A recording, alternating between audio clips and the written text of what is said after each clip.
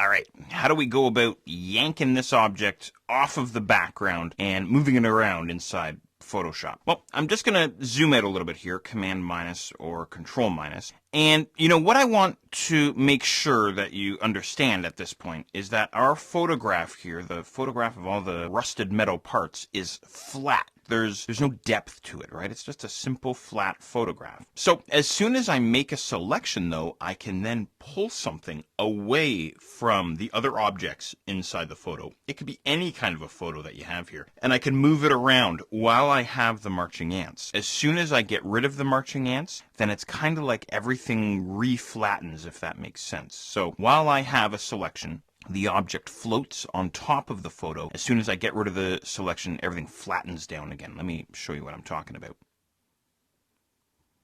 So I'm just going to zoom in just a touch here. What I'll do is I'll now switch over, I'll flip over to the Move tool just by hitting the V key on my keyboard. Of course, over on my washer there, I still have my marching ants, which is great. Well, check this out. With the Move tool now selected inside the toolbox, quite literally clicking and dragging yanks that object, that selected object, off of the background. And now this object literally, as I mentioned just a moment ago, floats over top of all of the other objects inside my image, right? Which is great because now I can, move them around, position them where I want them. And then this is kind of the wacky part. Let's say, for example, I drop them over top of this weird sort of looking nut there, this sort of hexagonal looking nut here. If I were to get rid of the marching ants at this point, then the washer would flatten on top of the hexagonal nut.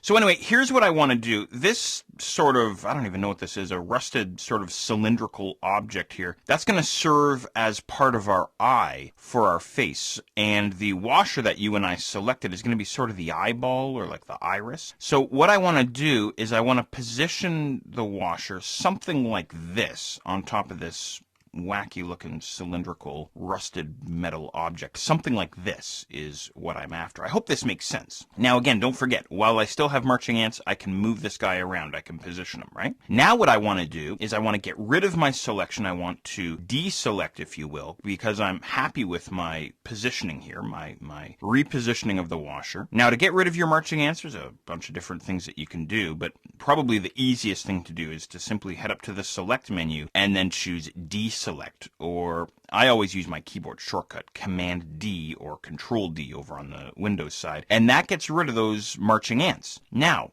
if I try and click and drag on my washer, I can't because you can see here Photoshop is telling me that the layer is locked. We'll talk about layers a little bit later on, but essentially everything's locked down, everything's flattened. So I no longer have that floating selection. So you want to be really careful that you've positioned your object correctly before you deselect, before you get rid of your marching ants.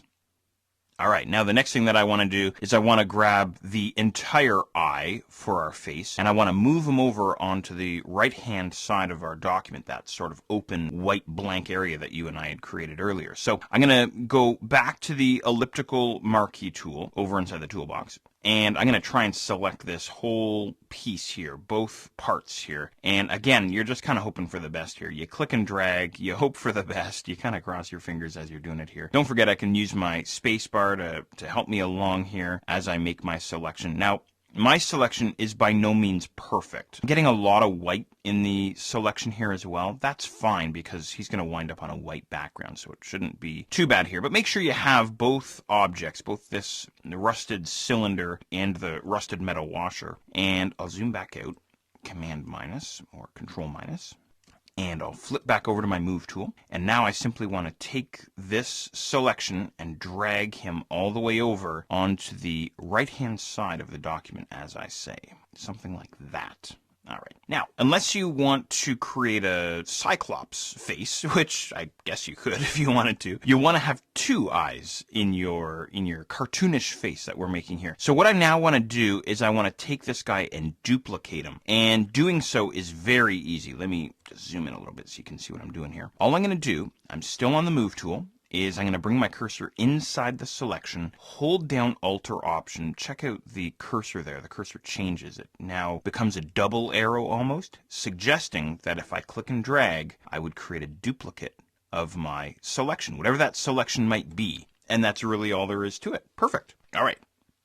Now that we've moved the eyes over onto the right-hand side, we've duplicated the eye there, so we have two eyes. I'd like you to get rid of your marching ants. Do you remember your keyboard shortcut for getting rid of your selection? Control D or Command D. Perfect.